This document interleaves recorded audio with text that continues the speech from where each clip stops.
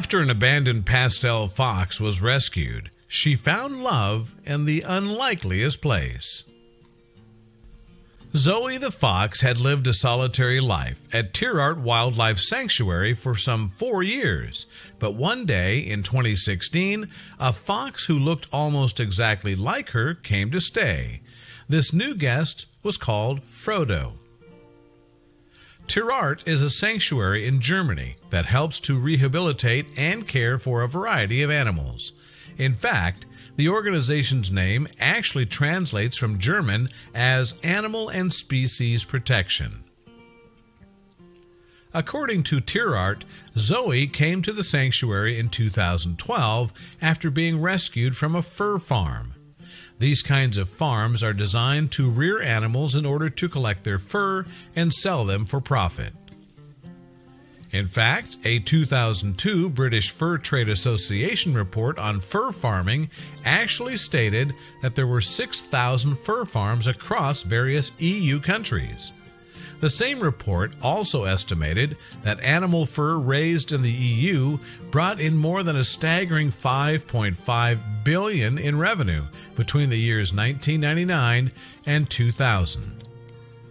Perhaps unsurprisingly, PETA is just one organization that campaigns to see fur farms consigned to history. The nonprofit describes fur farms on its website as being dismal, often filthy places where thousands of animals are usually kept in wire cages for their entire lives.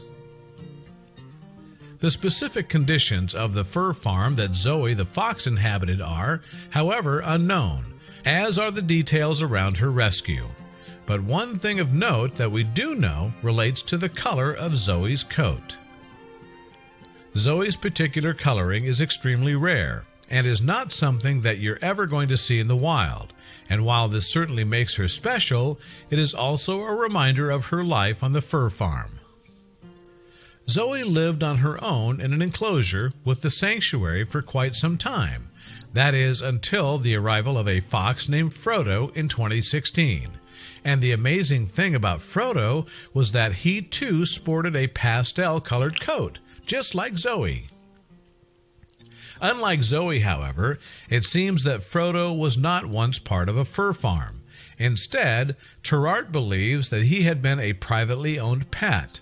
Unfortunately, there are still breeders on the internet who advertise pastel foxes as exotic pets.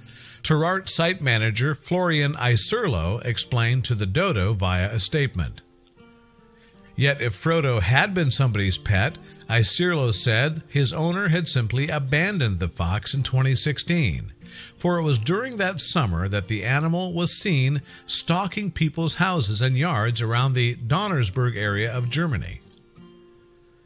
Reportedly described as a dog-fox-like animal by locals, Tirart has stated that nobody initially wanted anything to do with the fox. Somebody, however, must eventually have had the presence of mind to alert the authorities. That's because it apparently only led to the first in a series of failed rescue attempts. In fact, Tirart revealed that a number of shelters or sanctuaries tried to trap Frodo during this period. Fortunately, this group was able to capture Frodo and get him off the streets. Tirart wrote that the fox was ravenous when he was first trapped, and so Wilderheif Kauserslauten fed and nursed him back to health. Interestingly, the caption explained that the fox wouldn't immediately be introduced to Tirart's other pastel fox Zoe. In fact, it seems that the plan had been to wait a few weeks before arranging a meeting between the pair. Although Tirart didn't say so explicitly, this might have been because foxes are territorial by nature. Foxes have been known to fight for territory, particularly if two males are trying to move in on a female. You see, the day after Tirart placed Frodo in the enclosure next to Zoe, staff found the two foxes snuggled close together through the wires, and so it seemed inevitable that these two pastels would get along. Apparently, the foxes have been the best of friends ever since.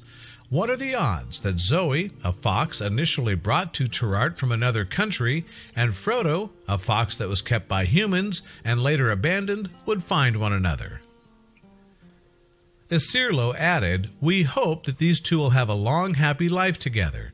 And as Zoe is apparently only around 7 years old, while Frodo is a spritingly 4, that could be very well the case. There was more good news for Frodo and Zoe in July 2018, too. During that month, Terart moved the pair out of their original enclosure into a brand new one. If you fancy visiting Frodo and Zoe, though, be aware that their home is not a zoo or a wildlife park. In fact, guests can only visit Terart during certain opening hours, and there must be a member of staff on hand to guide.